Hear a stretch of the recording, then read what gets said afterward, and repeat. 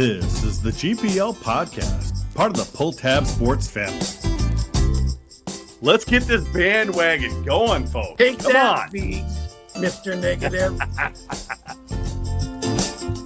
See, I got to make sure the audio works so I don't end up like Micheletti. You know, it was good to see that the Big Ten Network recognized how to cover hockey last week.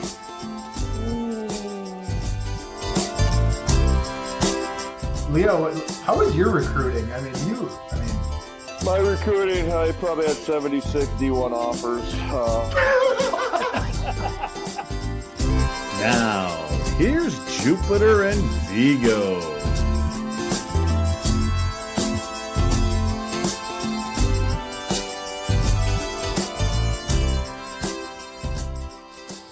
Good evening and welcome to the GPL Podcast, episode number 285. Not the greatest weekend, Vigs. Yeah, not very good vibes for Gopher Nation this last weekend. You know, a lot of expectations that this would be kind of an easy series for them. And Notre Dame made it really difficult for Minnesota. And the Gophers just didn't really answer the challenge over all three games. Well, let's not waste any time here. Let's bring in our guests. We kind of had planned them on the week before, but high school hockey took precedence way over that, of course. But let's bring him in. Pat Micheletti, thanks for coming back on the show, man. My pleasure, guys. You know I love coming on your show. Well, I'm glad you could join us. It is one of the best in college hockey, so I want to be with the best. Well, so here we are. We appreciate that. We definitely appreciate no problem. that. You know, we skipped you for a week because your Hibbing Blue Jackets were in the state tournament. They did okay. They did fine. I was kind of hoping they'd do a little better, but it was a good state tournament for them. Yeah, a lot of really young talent. They play Edmonton Oilers 1980s type hockey. Okay. They run and gun, and you know, they forgot that they have to play a little D, especially when you have a 4-goal lead, or you know. But you know what? When you're playing a bunch of freshmen and sophomores, and you know, hopefully they'll learn from it. And you know, the good thing is that they're back a little bit, and they, you know, should be good for the next upcoming years, which is good for Hibbing. It's been 14 years since they've been down to the tournament, and so good for them. Yeah, good. They had a good tournament. Bad for our Gophers, Vigs. Yeah, you know, at times they played well, but they just made critical mistakes that you can't make against Notre Dame, because once you fall behind to them, they get energized with their defensive structure. They're going to block more shots. They're going to commit more to the back check. And it's really hard to get your way out of that. I think what happened even on top of that was the chances that Minnesota was generating, they weren't finishing on. They didn't look like they were fully, you know, present and confident in their play. I counted on Sunday, even after they fell behind, I think they got 5 or 6 odd man rushes, and they just didn't finish on any of those chances. No. And, you know, I've talked to a couple of people about this, is when you start pressing and you put a lot of pressure on your game, it's hard to perform. And I think that's a little bit what happened in Minnesota on Sunday. What do you think went wrong, Pat? Well, I have a lot to unpack here. That's quite all right. We're ready for it. I mean, first of all, give a lot of credit to the way Notre Dame played. Because I don't know if you guys saw the games in October, I believe they were. No, early. I don't know when we were out in Notre Dame. Yep. I'm like, what team am I watching? Undisciplined, loose hockey, terrible defensively, couldn't stop anything, and Minnesota dominated that whole series. Now Notre Dame comes in here, completely different team. You know, they managed the puck, they defended, they blocked shots, they play the way Jeff Jackson's teams always play. Tough to play against. Here's what upset me about Minnesota. which kind of goes on to what Veek said and why they didn't finish. I think they got frustrated, and time after time after time, and they're told this, and they know that, when they're playing well, the things that they are doing. You cannot, on every rush, try to beat a guy and try to make a play when the play's not there. And that happened over and over and over and over. And it was happening to the same guys over and over. And then those guys get frustrated. And those are the guys that you're counting on. And so that bothered me, because when I talk to the coaches, and here's what we got to do. Here's what we're pounding. And it's really, hockey's a simple game if you want it to be, or it's a very difficult game if you want it to be. And they chose it to make it difficult. And so from that perspective, I think they started getting frustrated, and then you could see it in the rest of their play. So, is the sky falling? No. Is there a formula for them to be like back on top of their game and steamroll some teams? Yes. But it's got to be right up here. Viggs, Jack Ramsey last week was saying he would have preferred this game being in South Bend just because Minnesota plays better there. And you know what? I don't think the Minnesota kids on Notre Dame play as well at home as they do in their real home. No, you can tell the Minnesota players who go to Notre Dame, they really get up for this series. Always do here. They've got a very strong supporter section behind their bench of friends and family. Even talking to the guys after the game, they got Malone's from Maple Grove because that's comfort food to a lot of them. So they get the win, they get the meal that they're looking forward to, and they get to enjoy it. And the thing that I noticed different about this weekend versus some of the other weekends of Minnesota players playing the Gophers is they committed to playing disciplined hockey. Yeah. They didn't take the cheese. They stayed in their structure. They took chances when they were given to them, and they played very disciplined hockey. I think one of the big things is Minnesota kept going into that 1-2-2. And it's almost like Notre Dame will give you the red line sometimes and then pincer you as you get to the blue line, and there's nowhere for you to go. And you have to be able to read that play and place the puck where one of your teammates is going to win the race, and then you get set up in your ground game. Yep. You're not going to beat 2 or 3 players as you come through that part of the ice. It's just that's what their entire team is designed to stop. And you saw Minnesota do that time and time again, and you lose momentum. And then you have to go in your zone and you have to defend, and then you have to get off. And if you don't change at the right time, then the next line gets on and has to defend.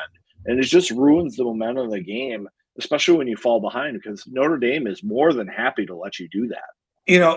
We forget Notre Dame has some skill up front. I mean, if you look at some of their forwards, some of them are skilled. No, not a lot of them, but they have enough to score, which we saw. But one of the keys going into Sunday night for me, and I put it on the screen, I said, Minnesota has to score the first goal. And not for a variety of reasons. One, you get a team that's not high octane offense chasing a little bit, and you get Minnesota feeling good about themselves. And Notre Dame, maybe, it's the mindset. Notre Dame gets that first goal, they're like, hey, we need one more and we're going to probably win, because they average under 3 goals a game. But point being, it's a psychological thing. And every game this year, and you guys know this. All 7 of them. Yep. All 7 games. It's fine and dandy during the regular season. Playoffs a little different. And they got, you could just tell after they scored that first goal, they got harder on pucks. They defended better. They blocked 23 shots on Sunday night.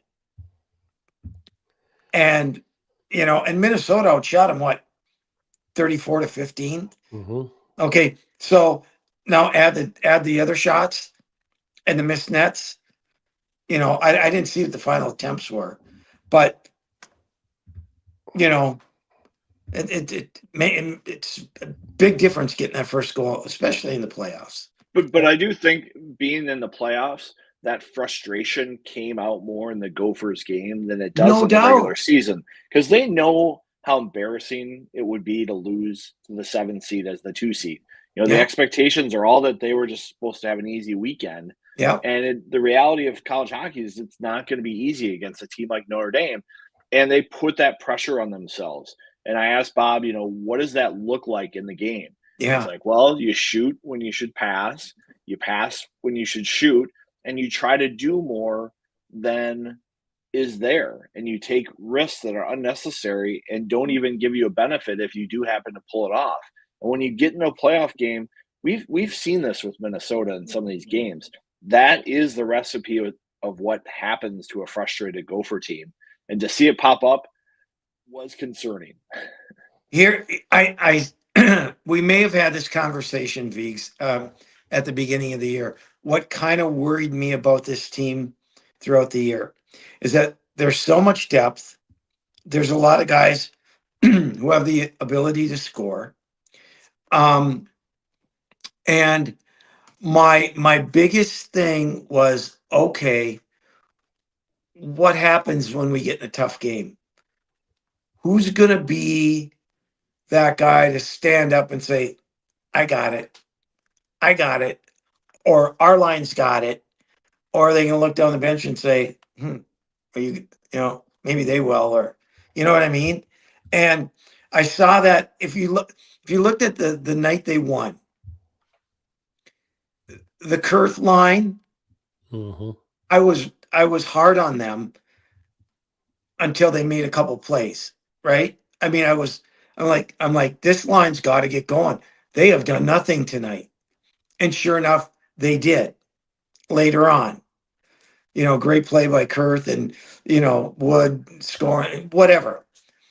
But, it's like, if they want to win it, and it's got to be from that individual or that individual line to say, we're going out there and we're going to do it and not rely on this line or that line.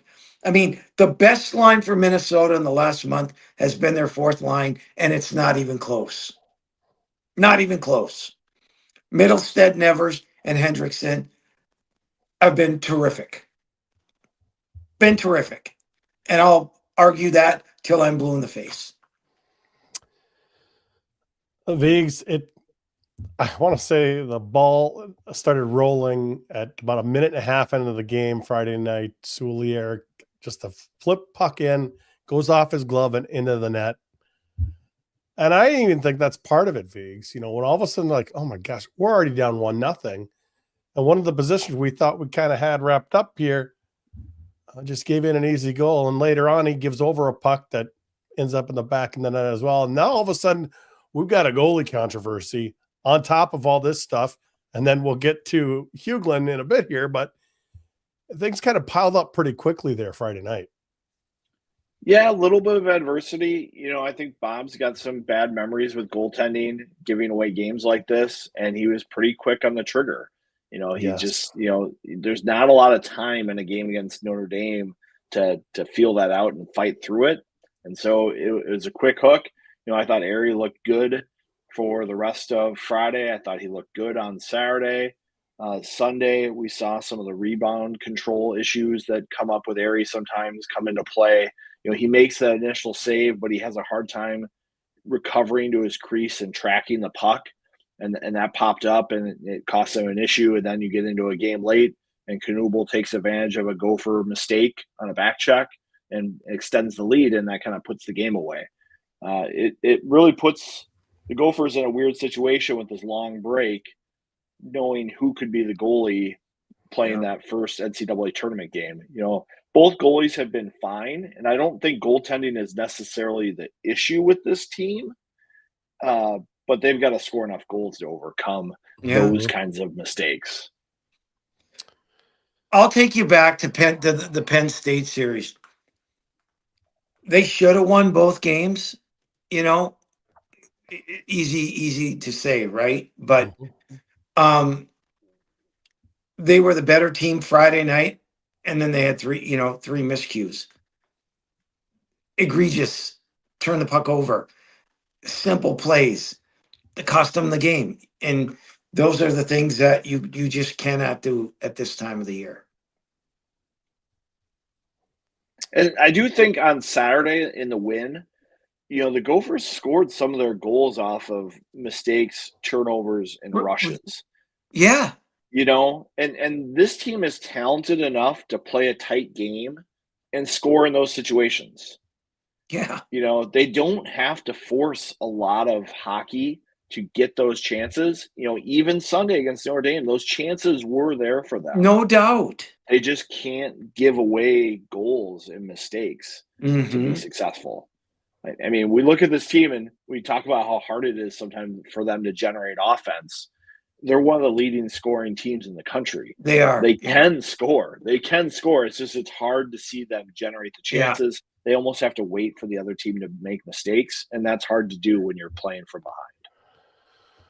So besides losing the series to Notre Dame and being out of the playoffs now for a total of 18 days, it looks like a minimum of,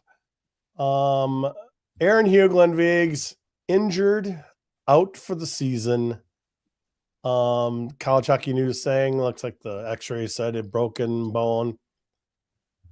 Not great for this team because I think Aaron has been very consistent play throughout his entire career. Yeah, Huglen is a steady player. He plays a possession game. He knows how to get that ground game, compete in the faceoff circle. He's a leader. He's dealt with a lot of adversity and injuries throughout his career. So he's got kind of that evenness to him, and they're going to miss him. After the game, Bob said it didn't look good. On his radio show, he said it's going to take a miracle for the x-ray to come back. And now we see the College Hockey News report that it's a broken bone. And, broken bones take at least 4 weeks to heal usually. Yeah. So that probably means the end of his season, which is too bad to see. Really feel bad for him. A super kid, as you mentioned, been through a lot.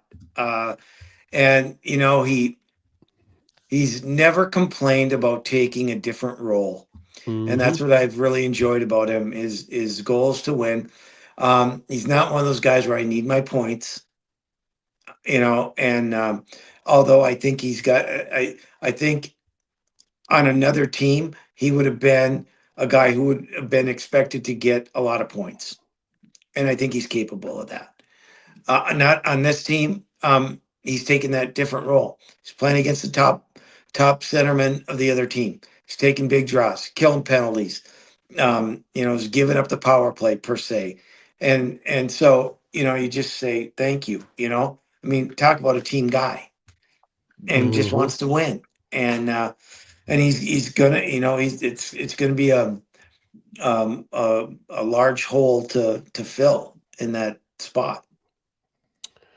Well, my first big memory of him is out in the East, one of the Eastern Regionals, Viggs. He worked his butt off to get control of a puck, allowing Mr. Ben Myers to score a great overtime winner, all from his work along the boards. He almost took over the game, Viggs. Yeah. Yeah, I mean, you need players like that to be successful to get your ground game going. You need players who go in the corners, win pucks, and create scoring chances for their teammates, create momentum for the next line coming out there. And he is definitely one of those guys. And this year's team, center depth has been a concern for the roster as they put it together. So it'll be a challenge for them to address that here in the playoff game. Yeah, I mean, obviously Paulson will, move strictly back to the middle, and I'm sure they're going to tinker with some lines and try to find the right formula. I haven't talked to anybody, and since Sunday, and I'm not probably going to talk to him until next week. And just they got enough to figure out, and so what they're going to do, I don't know. I don't know how you do that. I have no idea what their plans are. Well, the sweep, essentially, losing the series this weekend did cost them, Vigs. They did drop from number 3 to number 4 in the pairwise, and John Candels is asking here, does finishing 4th or 5th in the pairwise matter right now? I mean, the only difference is you potentially get last change for the second game of a regional. It's looking like they might be in one with Western Michigan or Maine. So getting that extra change would help, especially if you're going to be short centers. Being able to put out guys you want for draws would be a nice advantage. And it's having a tougher game in the first game if they drop to 5, right? Yeah, I kind of think that being 1 or 2 is a big help, but being 3 or 4, you're still going to be playing a pretty tough game. Yeah, it's looking like I'm saying if they drop to 5, right? Yeah, they'd be a 2. They'd be they'd pay 3, right? But I kind of think like that 8 through 13 in the pairwise, all tough teams right now in that section. So yeah, can they move back up? I know we've kind of heard that. They could lose their 4th position, can lose the 5. Can they go back up? I mean, if Maine loses. Maine would have to lose. Michigan State would have to lose. Well, Michigan State's going to stay above them, but if they could get back to number 3, that could help a bit. Vigs. CHN says 26% chance that they could be the number 3 overall seed, so it's still possible. Okay, you think 4 is a lock? I mean, it's a 19% chance of being 5 or 6. So the way they get out of the top 4 is if Maine and Western Michigan win their conference titles in the tournament, that could bump them back. But there's other things that have to happen for them to get to 5, and a lot of things would have to go wrong for them to get to number 6. Yeah. Well, we've seen a lot of bad luck with the Barrelheads. So, in a nutshell, they're going to be a number 1 or a number 2 seed. Yeah. Yep. Yeah, they will. And in Fargo, they'll go to Fargo. In all likelihood, right, Vigs? I mean, they can't. It looks pretty likely.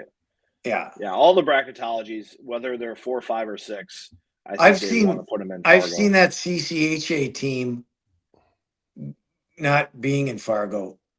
Have you? I've seen them. I've seen them in Toledo. I've seen Quinnipiac here. Yeah. Yeah.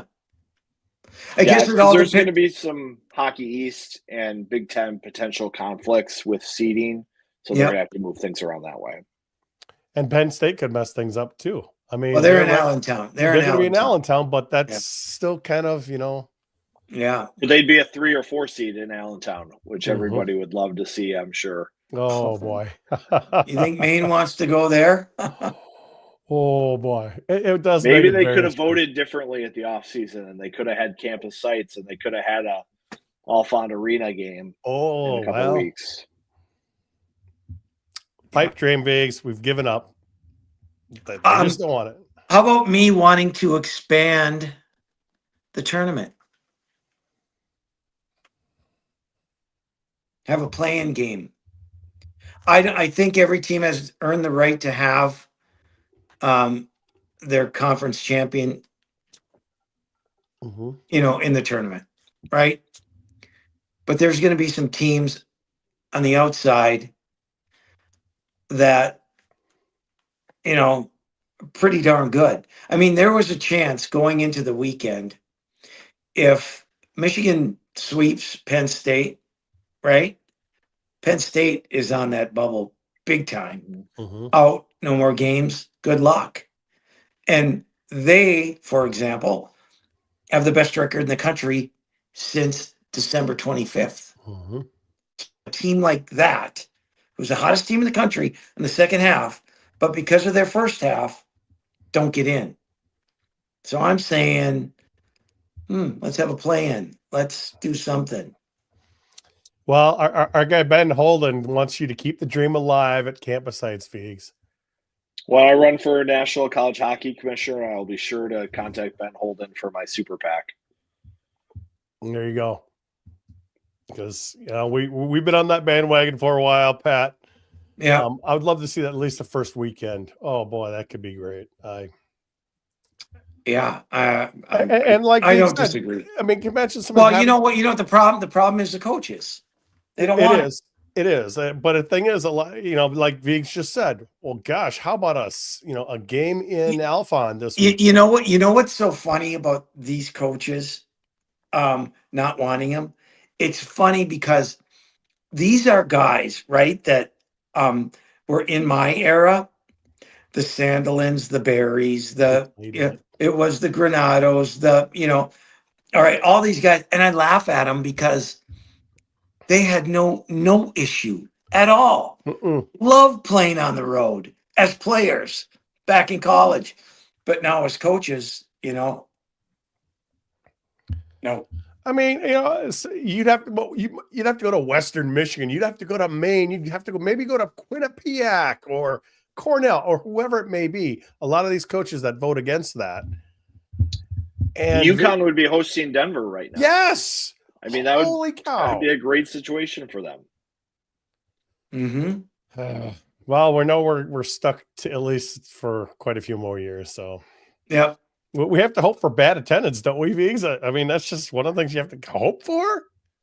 I think we have to hope for one seeds having to play teams like Penn State. Or when North Dakota gets in, BC has to play North Dakota in Fargo or, a place where it's a real hostile crowd where you should have the advantage and you have to travel west and you play against the home team. What does it say when we're going to nondescript cities where there's no college hockey? I mean, there's not a team in Toledo, right? There's not a team in Allentown. There's not a team in Fargo. Now, Fargo's different because you're only an hour from, Grand Forks. Get it. And it's a hockey. Get it. But it's mind-boggling.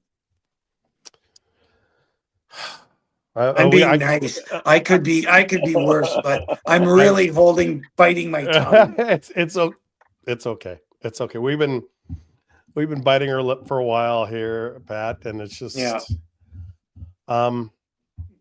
it's gonna take more upsets, Feeks, like you said. Let's just say what happens if North Dakota makes it into Fargo this year and they're a 4 seed and they've got to play somebody like a Maine. They might be playing someone like BC. Yes, because of the way things shake out. North Dakota might be behind an Atlantic hockey team in the pairwise potentially. And theoretically, they're supposed to go by the pairwise 1 versus 16. If 16 is North Dakota, all of a sudden, all cards are back in the deck, and you've got to figure that out. And you've got BC playing North Dakota in round 1 in Fargo. Sign me up. Yeah. No kidding. I want to see that happen. I mean, people would love to see Minnesota, North Dakota, and Fargo. I mean, could you imagine a North Dakota, BC, Minnesota, Quinnipiac regional?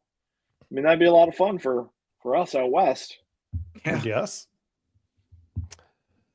Well, it's like we're beating a dead horse here because we are. But I still want to talk about it. At least we can only dream about doing things that is right, and smart and sensible. But that's not the NCAA, and that's not half the coaches. And we are losing some of the older clan of coaches, Viggs. Maybe it will slowly change because we've noticed the younger coaches tend to would like to play on home ice.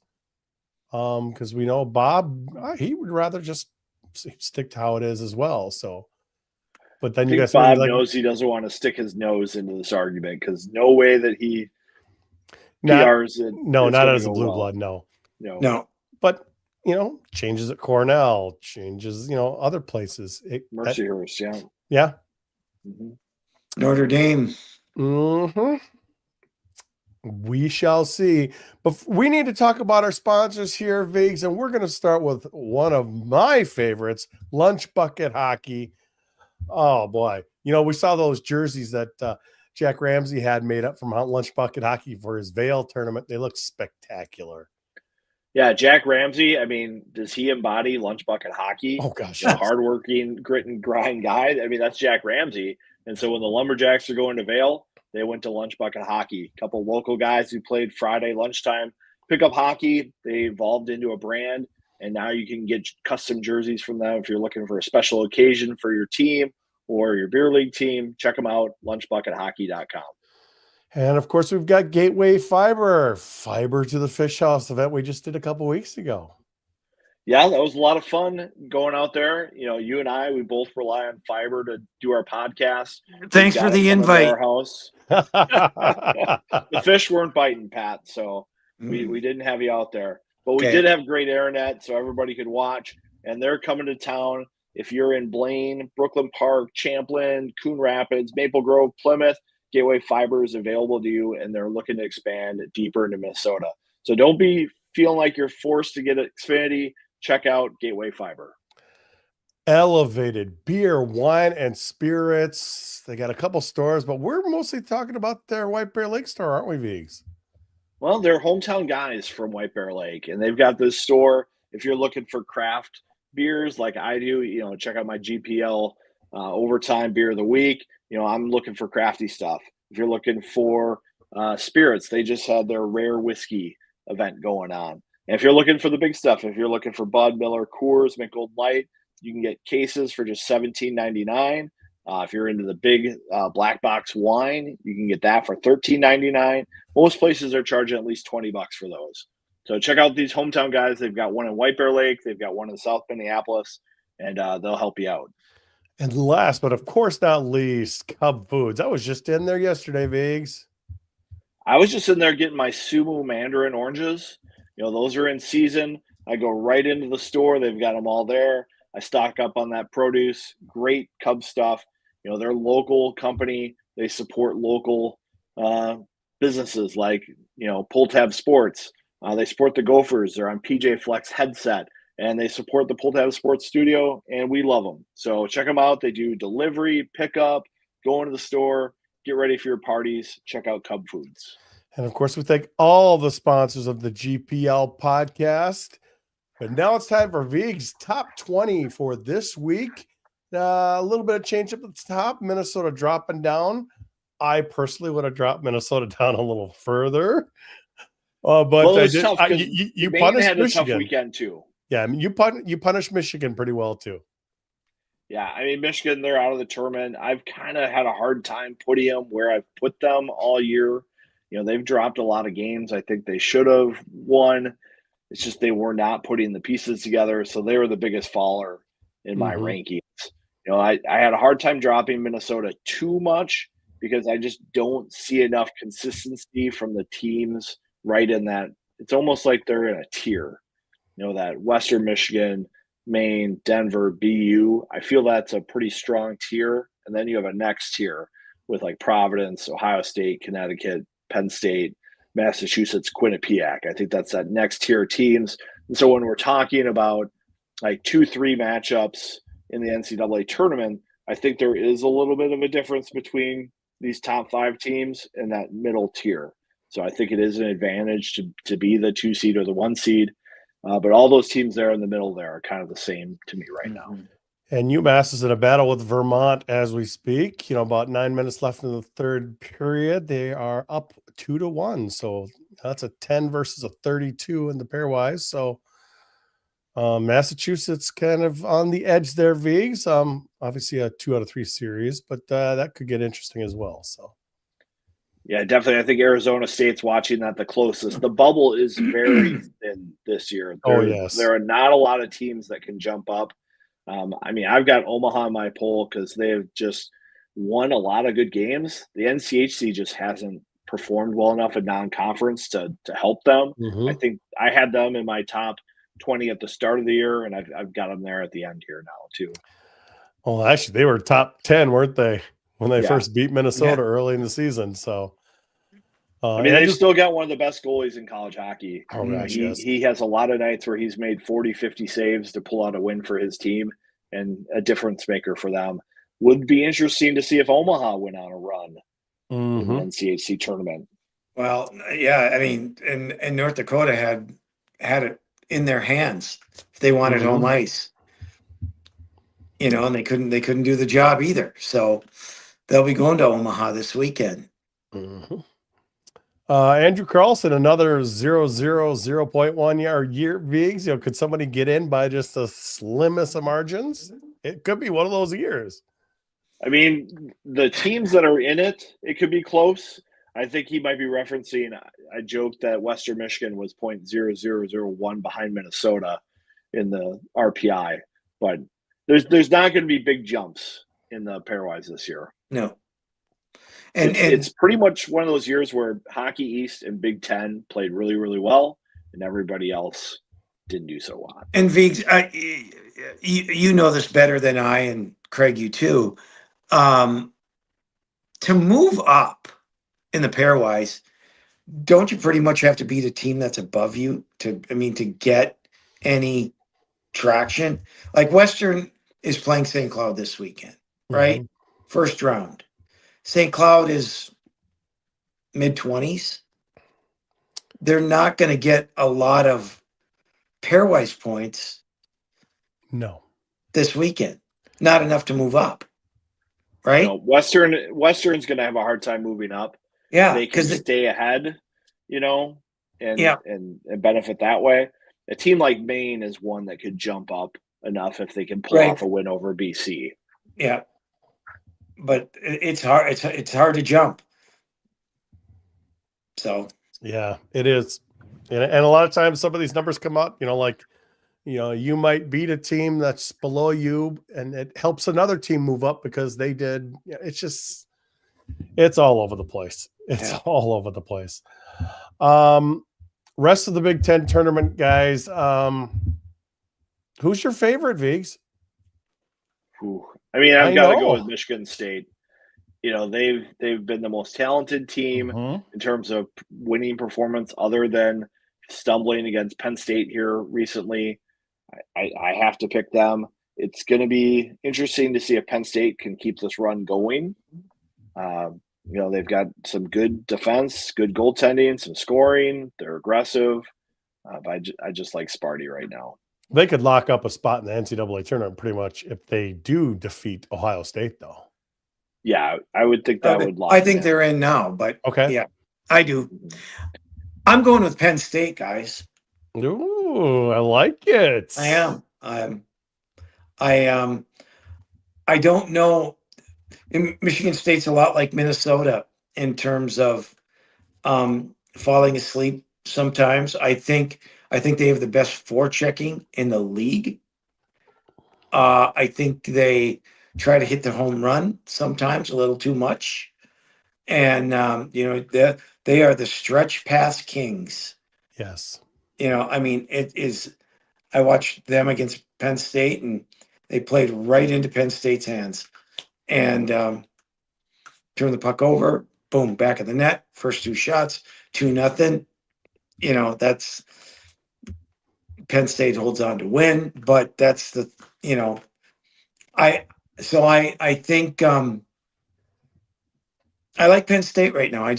They have this attitude where, oh, we're down, but we're going to come back and win. They have that mentality and that feeling. And when you have 20 guys on your bench, your managers, your trainers, your everybody believing that they're going to get it done.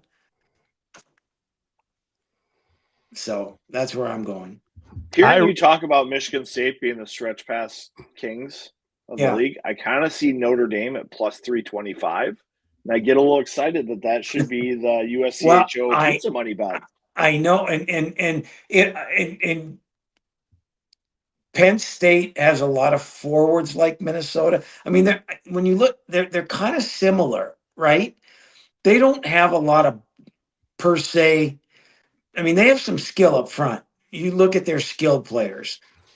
You know, it's pretty impressive group. if Notre Dame can frustrate them, hit them, stick them, block a lot of, if they play the same way that they did against Minnesota, and obviously the goaltending, right?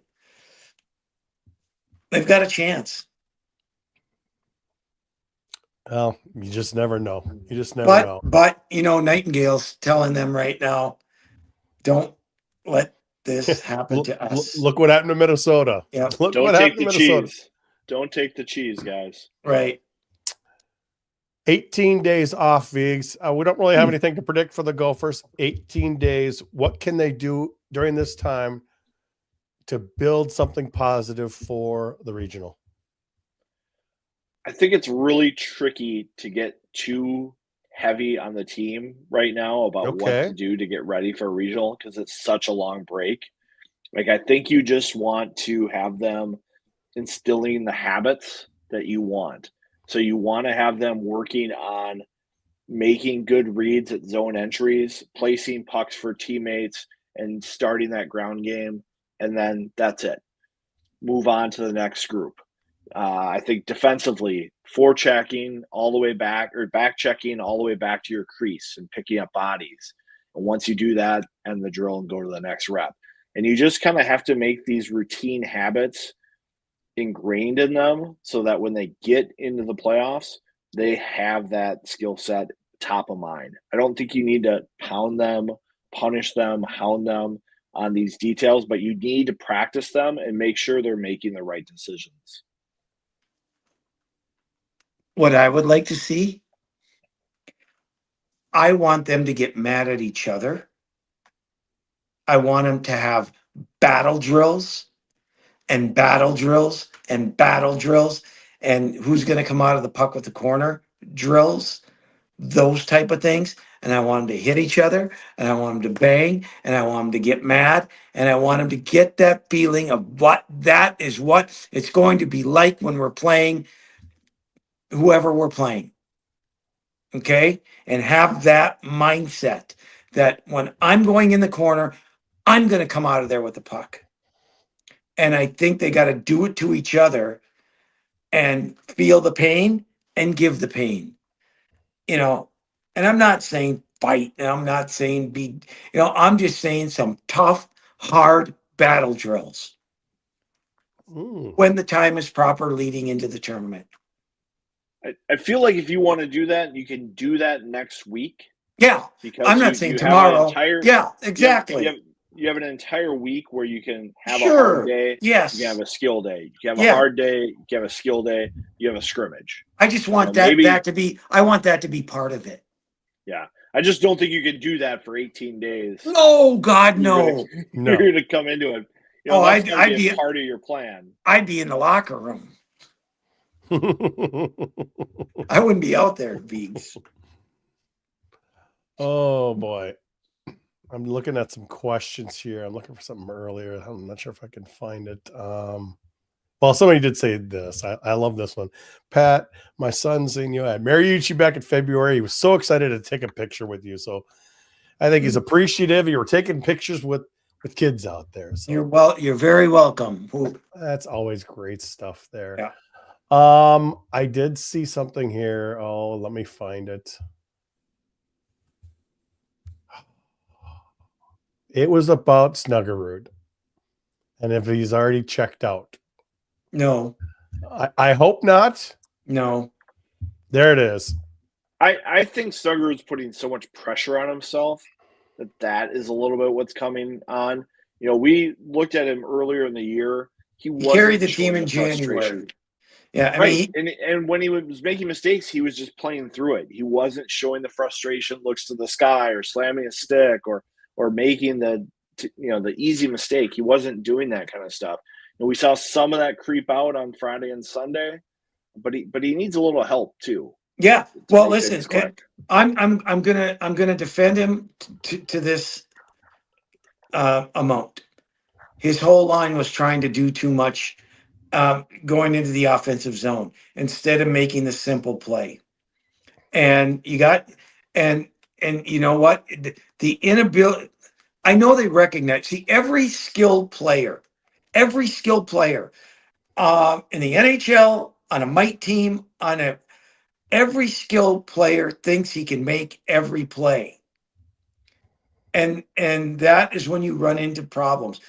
I'm sure I was no different. I'm sure I thought I could make every play, and so you just got to get it in your head.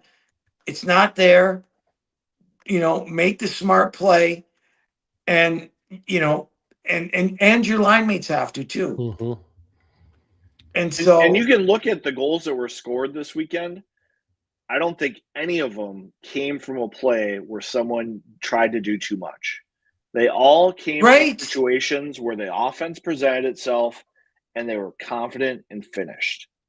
It wasn't from trying to go through everybody and do too much. You just don't see that happen very often in college hockey. And here's something else I noticed. There were times in that game where they had too much time and space. And then what does that lead to? Instead of a bang, bang play, you remember the goal that Oliver Moore scored? That was a bang, bang, back of the net. Textbook, right? There were times in the offensive zone where they were, moving and this and carrying the puck and, or getting in and having, a big enough gap. And instead of bam, get that shot off, it was a hair slow. And then what happened? Good stick by Notre Dame, or a block, or a missed net. And so I think everything in the mind has always got to be faster, quicker, get it off. And when Jimmy's not getting a shot off and hitting the net, because if you go back and look, there were a bunch of times where he either missed the net or it got deflected, and we know how quick he gets a puck off his stick, right? And so I think just a little bit of that. So I personally think that this team will go as far as Jimmy Snuggerud goes. Big time players need to show up in big time games. Their next game is the biggest game of the year. In 6 NCAA games, Jimmy Snuggerud has 1 point, 1 goal against Canisius in his very first NCAA game, where they won 9-2. No other points since then. People talk Kobe Baker, they talk all this and that. Yes, it's a lot of pressure on the kid, but sometimes I think they should just set him up first thing in that first game. Get him going, because if he gets going, this team could go right to the top. If he doesn't get going, I don't think they're going to get very far. Well, I'm going to push back a little on that and just say Connor Kurth, Matthew Wood, Oliver Moore, Brody Lamb. Come on, guys. These are all guys that, they have to be good. They have to be good. Your line mates have to be good. It would not shock me to see Paulson and Snuggerud back together. I would bet money that's going to be what you'll see in 18 days. Well, let's go then, because I think he needs to be successful. Well, sure. I mean, I hope so, but darn it, you can't wait 2 periods and then have just a good third period from another line. I'm sorry, you go in waves at teams, and Minnesota has that ability to run 4 lines and wear teams out, and where they're like, enough, but if it's not, if you have 1 line off, that messes everything up. That's why every time, go back and look at the shifts. John Middlestead, Mason Evers, and Beckett Hendrickson. You know what? Not the prettiest players in the world, but what do? Simple. They get it in, they bang, they cause havoc, they create plays. Nevers has got, is scoring more frequently now. And that's just by their line, causing stuff. And I think that's why Kurth, Clark, and Wood got some of their scoring chances Right. on Saturday because of the momentum that Middlestat line gained Yes. for them before Yes. they got out there. And I think Yes. sometimes that doesn't translate to Snuggerud's line. You're probably right. You're probably right. And Brody Zemer's, I mean, he's a freshman, right? But his game has slipped a little bit, and so he's got to get his game. I mean, he's a product of Snuggerud too. Snuggerud's going to be better if Brody Zemer's better on that left side. Mm-hmm. If he's winning battles in the corner and getting the puck to Jimmy in areas where he can score. Eric Paulson has got to be, again, he's a freshman and he's going to get there. But, now is the time to take a step and, make some of those plays. This is the time of year where freshmen are no longer freshmen. Was what you're saying. Right. It's time for them to step up. Well, and guys like Paulson and Hendrickson and Falloon and Gruba, they're older than your typical Gopher freshman. Right. Mm-hmm. They came in at age 20, 21. They're older players who have played 2-3 years a junior. They need to be contributing in these moments here. Yeah. And I'll be interested to see if the Gophers don't roll 4 lines in the regional. If they just kind of go, 3 lines or 3 centers and 4 sets of wings or something like that, just to take advantage of their talent and go with it. They don't play back-to-back games. They'll have a day off in between.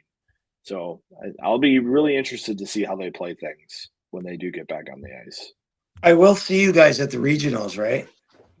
If we will be in Fargo, if they're in Fargo. So I don't know if I can make it to Toledo or Allentown or yeah. Where's the other one? Manchester or sure the fourth one. Yeah, we wouldn't make those, but Fargo, we would definitely be there, and even though they didn't come out ahead last year, Pat, it was a fun weekend with the day in between in Sioux Falls. Just a great hockey vibe it was in that town last year. Met a lot of people, had a lot of fun. Let's do it in Fargo again this year. Let's do it. Fun. Yep. So I'm with you. We got to, bottom line, be positive. The sky is not falling, Gopher fans. It's going to be okay. It's going to be okay. Pat's here to calm you all down. It's not like this team is broken. It's a matter of them knowing what to do, but just not doing it. Does that make sense? They know, hey, we got to get the puck in deep here. We got to go after it. This is our game. And they get away from it and they got frustrated. So can they turn that and get it and understand it and know what it's going to take to win? I think they just have to treat the game like a regular game as they've done all season and not how they treated playoff games with Notre Dame. Yep. Because we've seen them throughout the season have these games and they do just fine. Yep. This was the first weekend we really saw that happen to Minnesota. You have to remember, what they lose 4 times in regulation all year, and 3 of them they got goalied. There's only one game where they really no-showed, that empty building against Ohio State. Every other game, this team has competed pretty well. Yep. I think a lot of people have bad vibes because of the overtime 3-on-3 and shootout loss stuff. That's not hockey. It's disappointing as a fan, but that doesn't embody what this team is. Correct. And so you have to think this is a hiccup. There have been plenty of teams that have lost in their conference tournament and have gone on to win NCAA titles. Yep. It's not as big a gap as some people seem to want to say in social media. We're hearing the squeaky wheels on there about the team, but there is a lot of talent. There is a lot of consistency. We just saw one weekend where it wasn't there. And it's up to the team to do it. Yeah.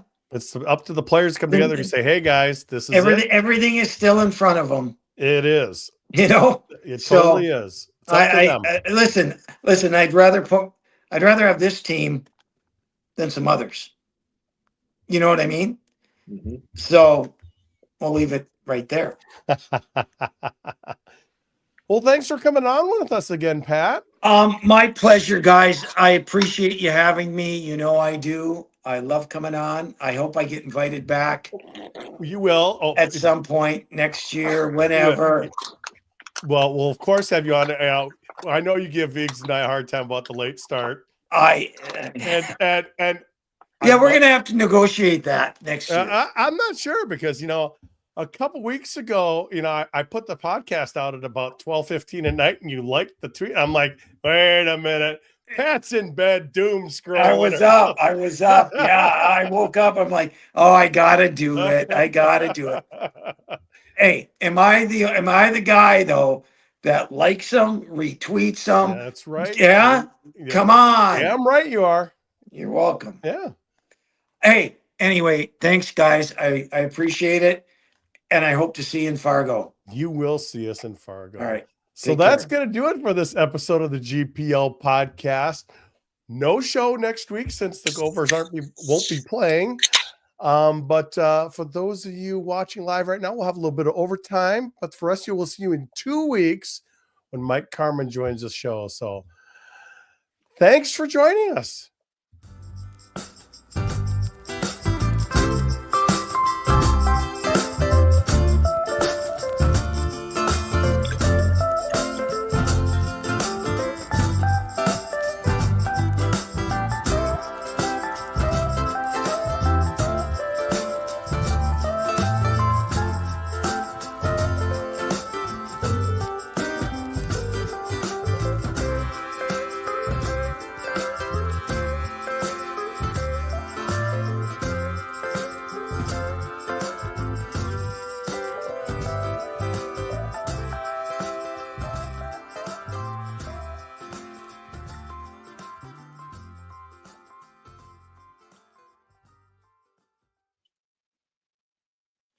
So I figured this would be a good one for all the raging Gopher fans.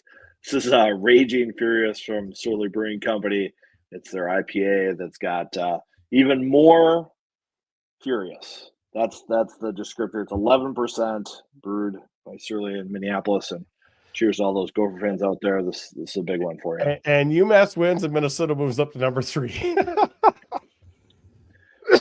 Coming up, Gophers. That's just funny. Exact RPI is what Matthew Dietz is saying.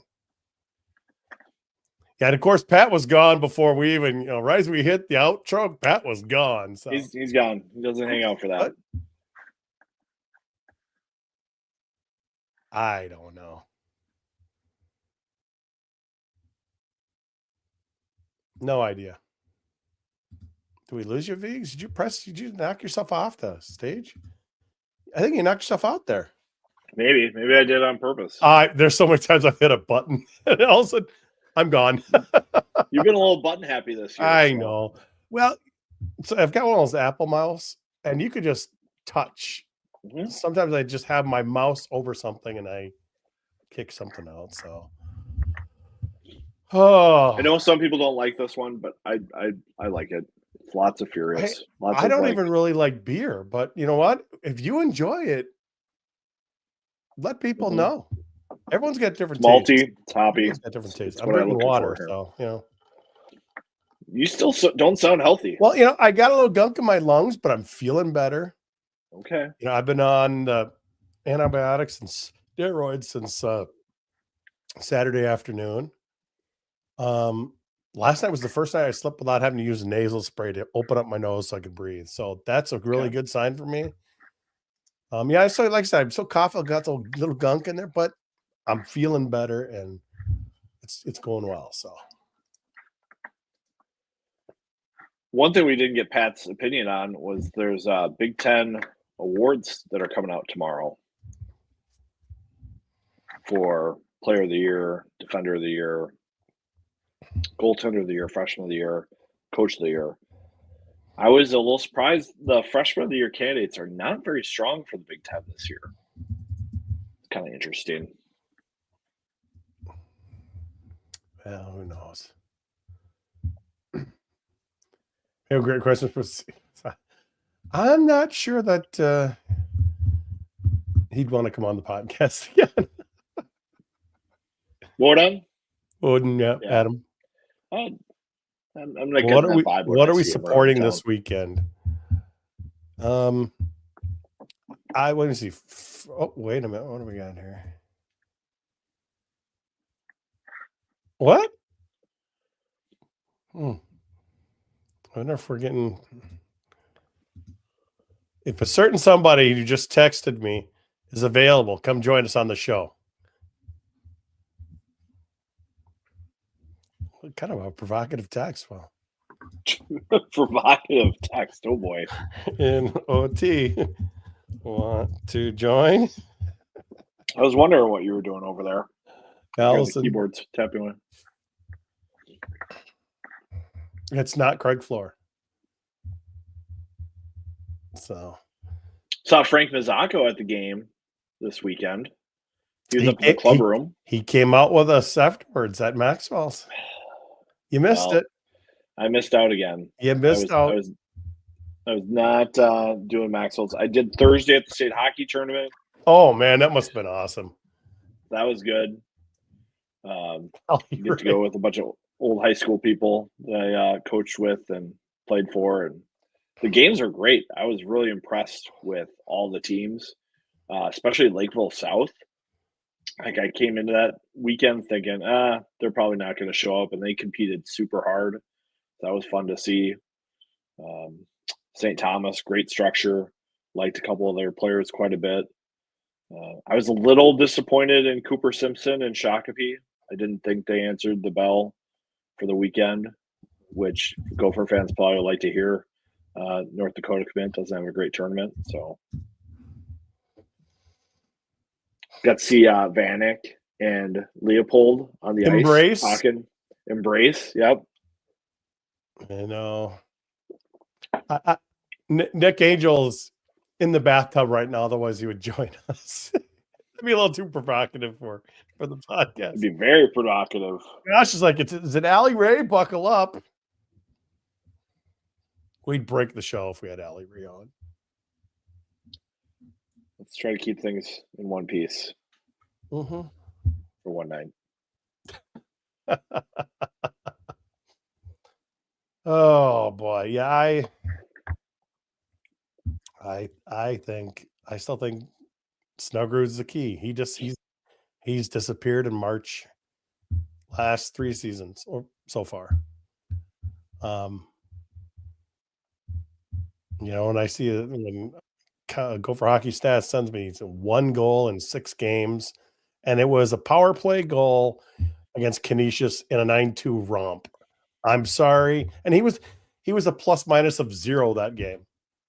Yeah, I'm not. That's not a number. And someone was posting earlier that Jimmy plays well when he plays with superstars.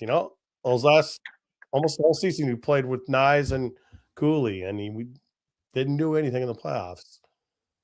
Well, like when we talk about the Gophers in these tight games, executing plays, Snuggerud had chances to extend the lead for Minnesota. He just didn't execute. I feel bad, harping on this stuff, but it's not because they're not good enough.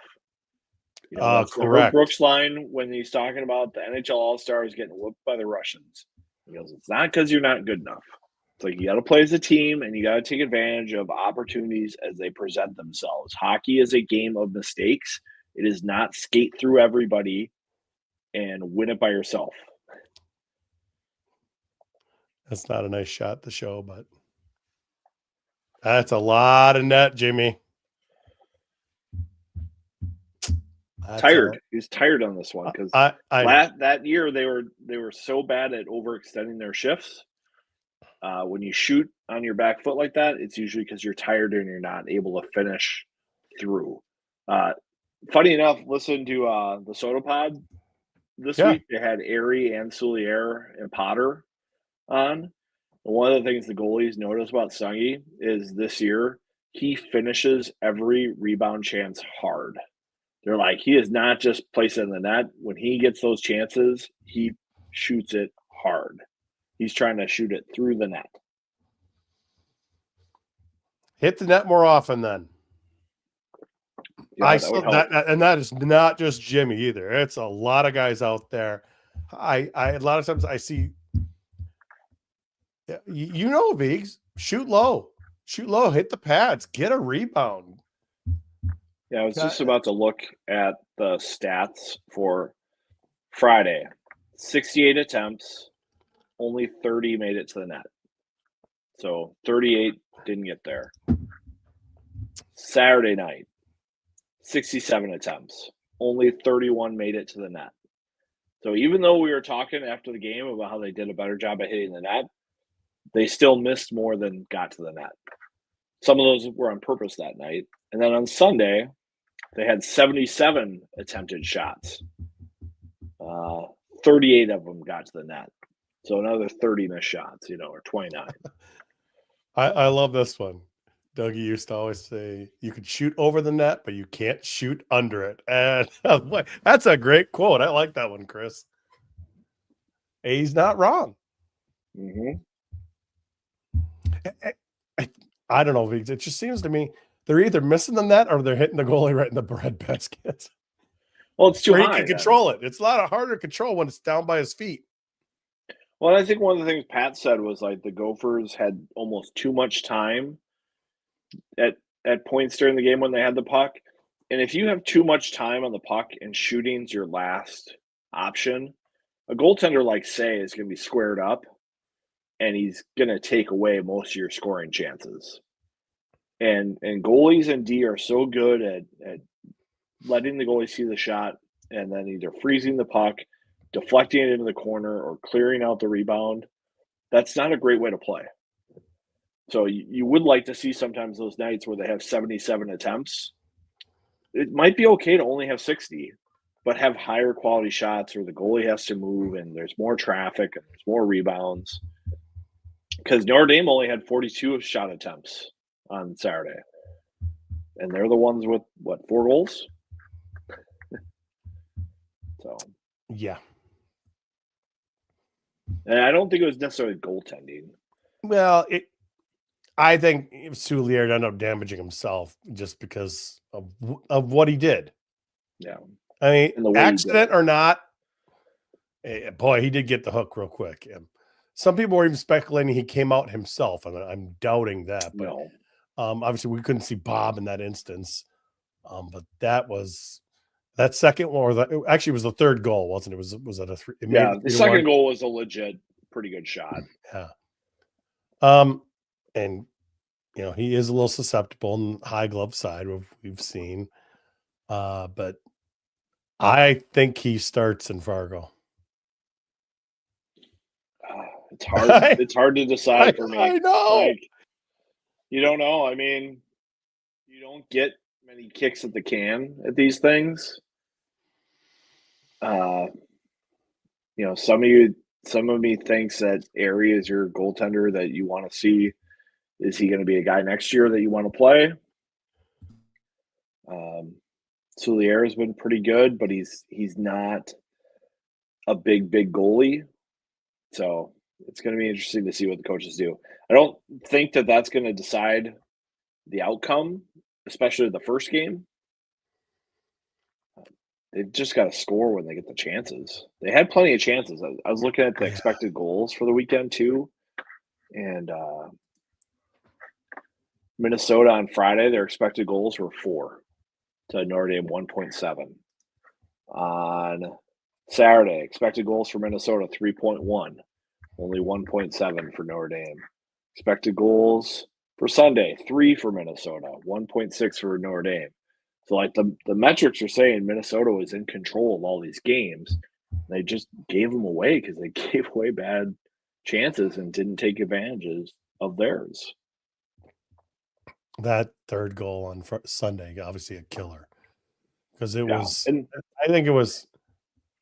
It was Falloon, somebody who pinched because it was Falloon trying to catch up to the guy. Well, I think Middlestat pinched and tried to make a play, and then the odd man rush. Someone was asking us to break this down. I don't know if we want to jeopardize the copyright by pulling it up, but it looked to me like it was a bad decision with the puck in the offensive zone. And I think Oliver Moore back checked all the way back to the rush and then just kind of let up and let Notre Dame have a 2-on-1, even though he was right there. Usually, from everything I've seen about Bob Motzko's team, you want to back check all the way to the goal line. Bob Motzko's team? You mean every team they should be?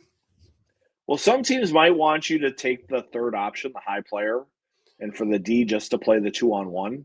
Yeah. And take away the pass and let the goalie take the shooter.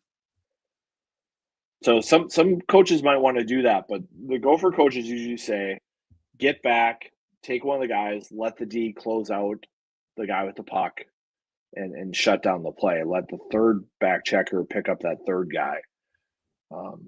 Middlestat admitted turning it over and forcing the play, but I really think it was the back check that allowed Knuble to cut across the goal like he did.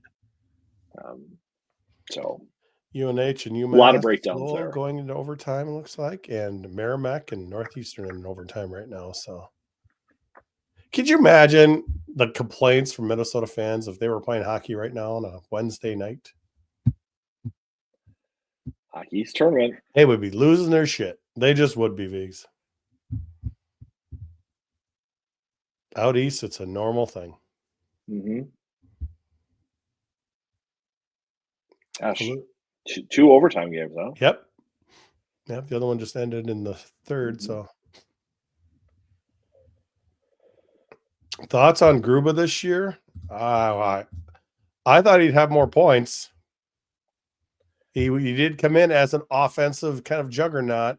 He has not found that groove, Viggs. Well, I think he got a lot of his points on the power play in Fargo too, and there just isn't power play time for a defenseman right now. It's just not the way they run it with Renzel and Chesley being the guys and Kester.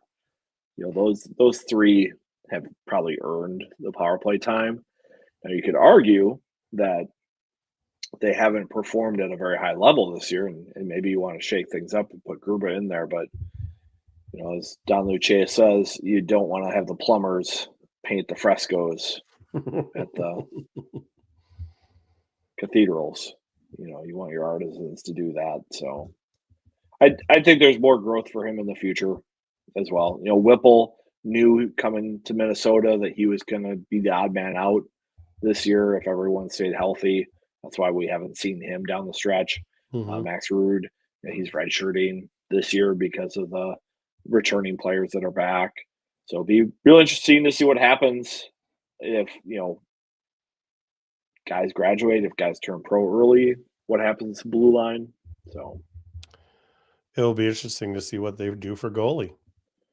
Do they go to the Canadian leagues or do they get someone out of the portal? Fun tidbit that Potter dropped on the Soda Pod with our friend Scott State of Hoppy. He has been at many WHL rinks this year. Really? Yeah.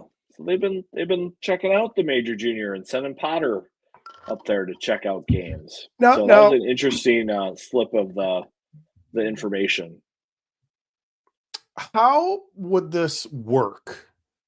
They could get somebody verbally, I guess, could say something, but it's a legal thing right now. As of right now, isn't it not until August? August 1 is when where the law really or the rule kind of would happen. So they would have to we're committed, but we can't even talk or do anything about it until August. Well, even like Soulier, they didn't announce that he was a Gopher until he actually started classes. Transfer. This is a whole new rule, though. I don't know. I just don't know how you're hearing plenty of other major junior guys commit to colleges. You're not hearing them from the schools, though. Right. You will not hear it from the schools because it won't be, especially because they're Canadians. You won't hear it until it becomes more official. So But if I was the Gopher coaching staff, I would probably be looking for a goalie from Major Junior, and Yeah. I would probably be looking for a scorer from Major Junior. You want to have some safety net options if Wood goes pro. I think there's been a lot of debate whether or not he'll come back or not. You know, he's a first-round pick for Nashville. NHL teams typically do not like their first-round picks to play their senior year of college hockey because of the free agency loophole that gets opened up. So, yes, Miso would be an interesting player for Minnesota, and I would, Spit and Chicklets. They said he was maybe connected to Minnesota. That would be exciting. I have not heard anything about that. If anything, I think the Gopher coaching staff has tried to downplay the potential of Major Junior kids coming to Minnesota. I think some of that's their USA Hockey ties, but at the same point, their jobs are on the line if they don't win at Minnesota. And winning national championships is what coaches are expected to do. And if they have holes in their lineup and they don't know if they have enough scoring, they will seek them.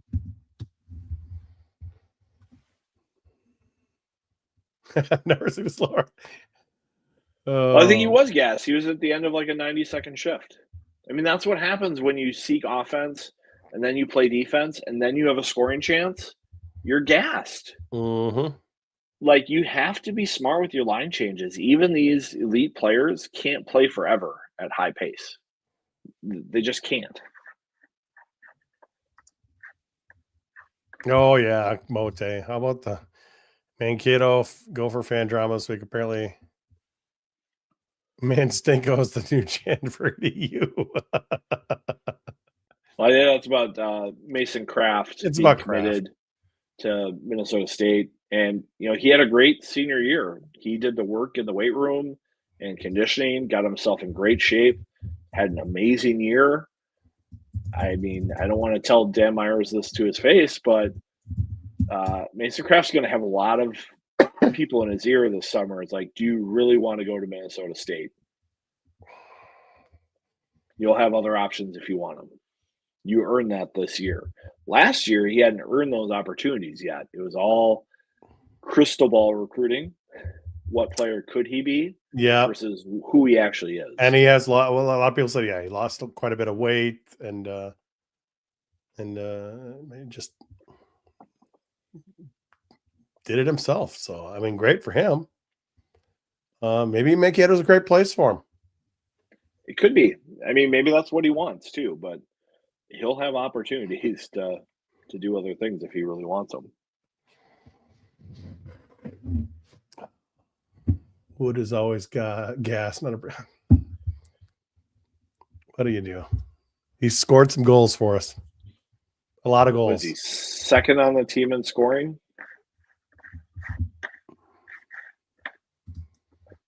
I think he's up there. Snuggerud's the leader at 22, and Kurth and Wood are tied for 17.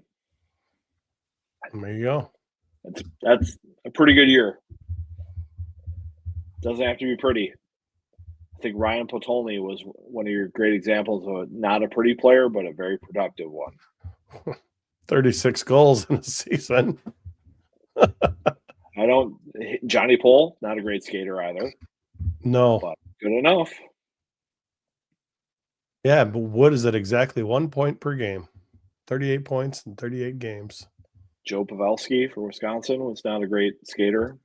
Long career in the NHL. It's more than just skating.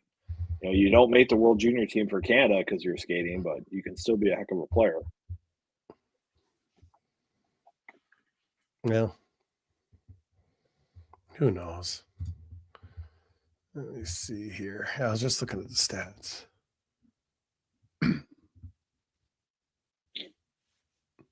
Yeah, I had some back and forth with Go for Game Stats, and he was saying that Jimmy would have to average like 5 or 6 points a game in the playoffs to get close to his dad, how his dad did, and because his dad played a bunch of games in the NCAA, because it was different back then, because they did have those the series, the series and stuff like that, so it was just different. But like, I don't think he's going to do that. But boy, come into the regional, score 2 goals the first night, get a goal and 3 assists the next, something like that. He does that, they're in the Frozen Four. I guarantee it, because if he's going, other guys are going. It's over because we've seen it. We've seen it. They could take out any team. Let's just see it. Let's see Mr. Lamb start lighting the lamp again. He did a couple weeks ago. Let's get going, kid. Yeah, I think he benefits so much from that chaos power play. When there's loose pucks, he's again one of those guys who really can finish on rebound chances and traffic around the net.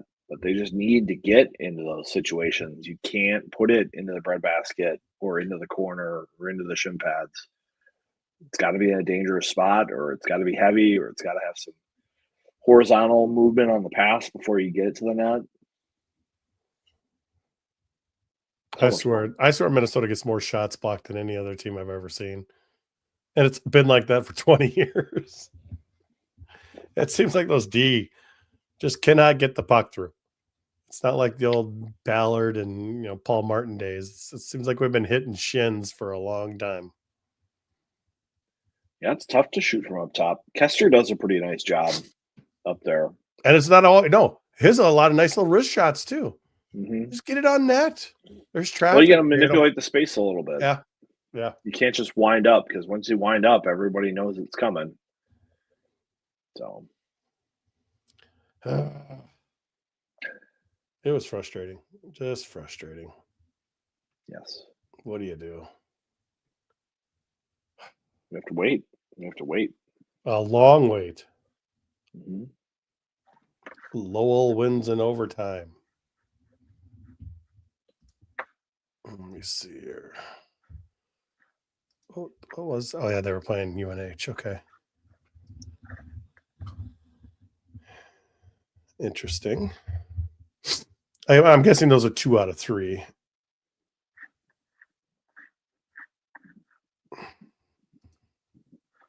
Actually, I'm not sure how those games work.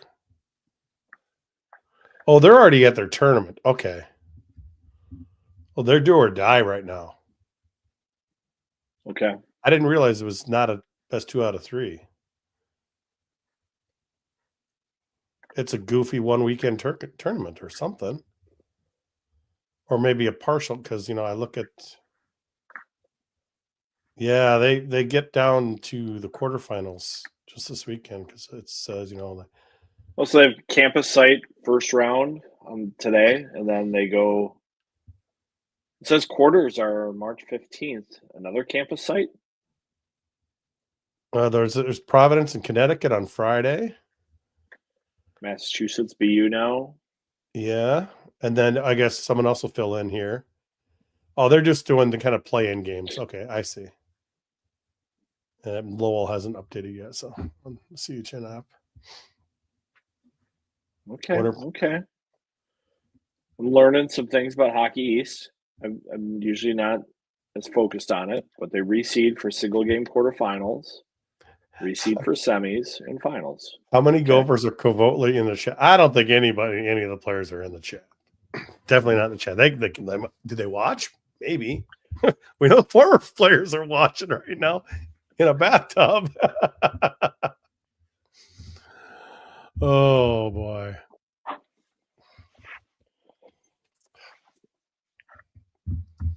I think, it's just we always see teams that can just shut down Minnesota and this, balanced, deep offensive attack. And we just keep seeing it. Mm-hmm. And just, we had Mankato a couple years take Minnesota out easily. We had Notre Dame last weekend. Last year we had a good BU team. That game was pretty good until a couple honestly bad goals that just kind of turned the whole thing on closing. But I do think the only super mentally strong team we've had was the one that went to Tampa. like they did not get frustrated. How many games went into like tie third periods or down a goal third periods where they pull the goalie? Did they pull out? They did. That was the most mentally strong team I've been around ever. And you can pin it on Matthew Nyes, Brock Faber, Jackson Lacombe. Like those guys were head and shoulders above anybody else we've seen come through the program in terms of confidence, leadership, consistency, effort. I mean, it's a pretty high bar to match those three. I unfortunately think that might have been their chance. I heard some people say they changed their style of hockey. Bob says no. Paul Martin kind of says yes. That in combination of what, adjustments Quinnipiac made. But Juke, they still had chances to extend the lead. Like you look at that Sugar shot, they had probably 3 other chances in the third period where they could have extended the lead to 2. They had the chances. It could have been 3-0. It could have been 3-0. It was 2-0. Could have been easily 3-0, 4-0. I had fun in Tampa anyway. It was a fun experience, win or lose for me. So, but I do know, like right now, Paul Martin, Cal Dietz run a leadership group with this team to try to get them over that hurdle of handling pressure and relying on the work you've put in and not gripping the stick so tight. Like I know they're working on it. Well, now they get plenty of time to work on it too, don't they? Like say, well, no, honestly, it's like, hey, look what just happened, guys. You're not focusing. You're not doing the smart play. You're trying to do it all by yourself. It's almost like they're over focusing though. Like they're putting so much pressure on themselves that they can't execute. But okay, then that's the messaging. That's Paul Martin, and that's what they got to talk about. He's been there. He's been in the biggest games. He's been in the NHL. He's been, 2002. Can you say pressure? I mean, the team gets down late, and all of a sudden, it was just it doesn't get more pressure packed than having not won a title in over 20 years. You're on home ice, and all of a sudden you're losing late in the game. That's pressure. So they could have used a little Matt Kowalski last weekend. He was at the arena. Maybe they could have snuck some pads or some skates on him. He could have scored a big goal or something, but could have, should have. What was the joke that Angel said? Hey, Kowalski, why don't you go out there and hit somebody? Or who did he say it to? I forget what the story was.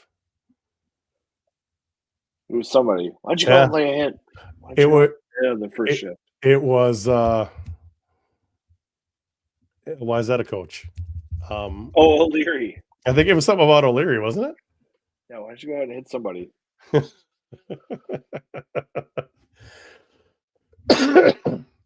I would say you're right about the mentally strong. They were pretty mentally strong, and Faber put so much into that team. I look at how devastated he was when they lost that game. And then people were saying, oh, look, when they lost to Canada a couple of weeks ago, hey, look how devastated. No, not even close. He had to be consoled on the ice for quite a while, and it was just devastating to him. Probably still, that's not something he's ever going to forget. And I saw it with my own eyes, unfortunately, and it was. I know you went into the locker room after that game. I went down and said, thank you to Scott Slarks. I didn't want to see that because I saw part of it, and I'm like, you know what? I don't need to see that. But you saw the devastation, Viggs. Yeah, wow. It was interesting to go around and talk to everybody and to see how hard that Nyes and Faber and Lacombe and Johnson took it. Like the people out here in the social media, they go after these guys pretty hard. but those guys really were invested.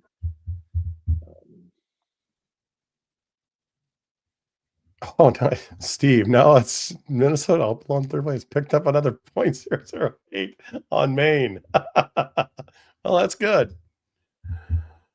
Keep the positivity coming. I kind of like the Pats' attitude. Let's just keep trying to stay as positive as possible. Hope they make the right adjustments. We've got Carmen coming in a couple weeks. We're going to be off next week. You don't realize, it's for a while there, Viggs, we didn't have a lot of former players at games paying attention so much, but it seems like the last couple of years, you get somebody like Angel, and we see Carmen there all the time. He's up in the club, and he's got 2 seats there with him and his wife. They come to 70-80% of the games. They're almost always there. Yeah, that's why I think he's going to start being a regular guest here, because he's invested. He watches this team, and we've even when we had started having Shearhorn and Jack on, they weren't as watching as much, but now that they're calling games, they're watching a lot more.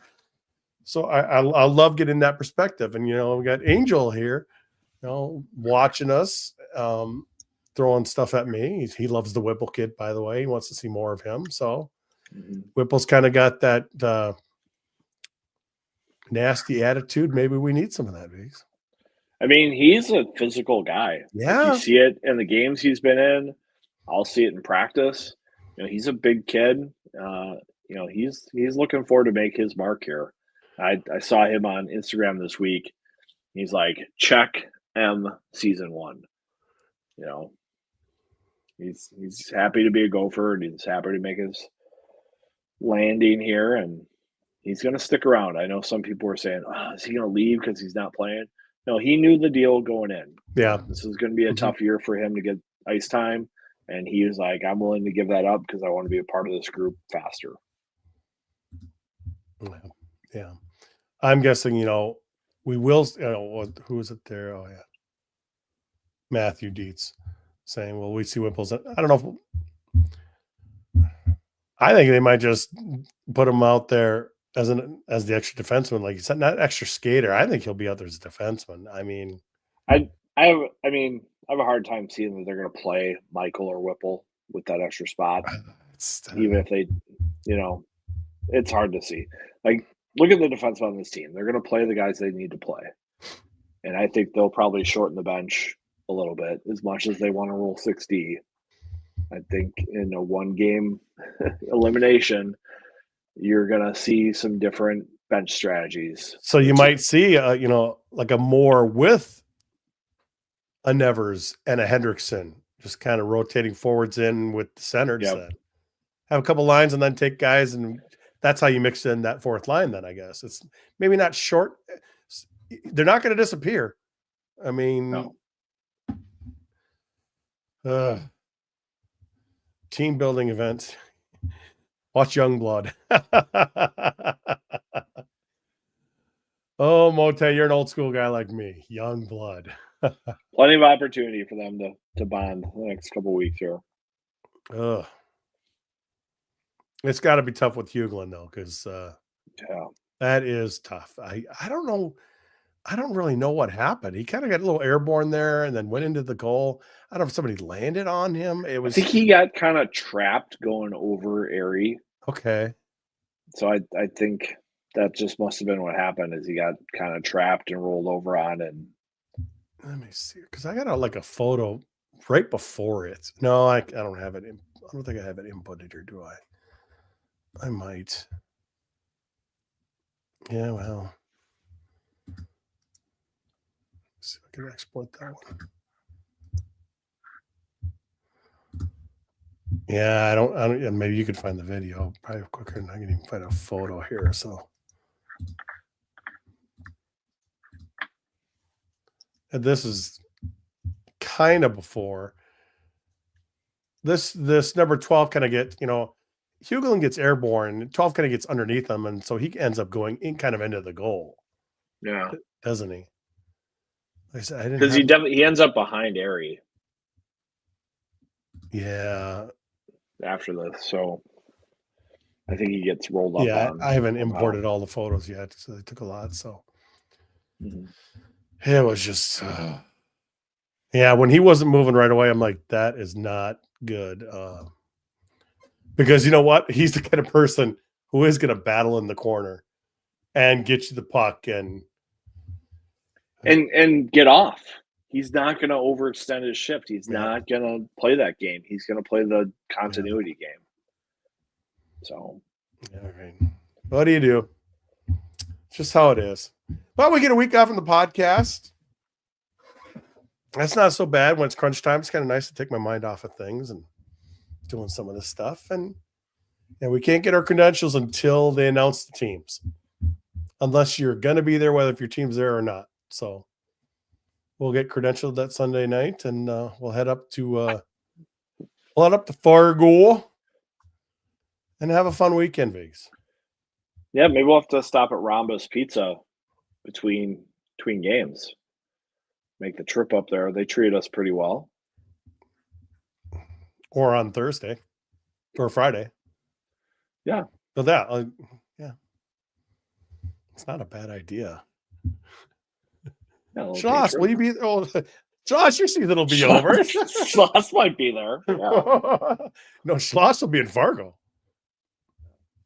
He was last time. So, all right. I think that's some good overtime. We don't need to go too far tonight. We've kind of gotten our grievances out. What you think? Yep. Thanks for joining us for a little bit of therapy. So we appreciate it. Home field hoodies, these gold ones sold out. You can still get the white ones if you're looking for something to wear to the regionals. I might have to wear mine in the in-between day when we go up to Grand Forks. Yeah.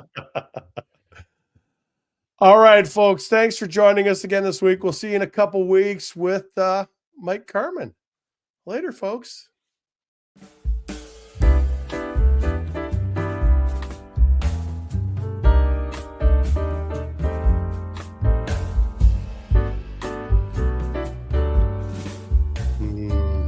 Pizza.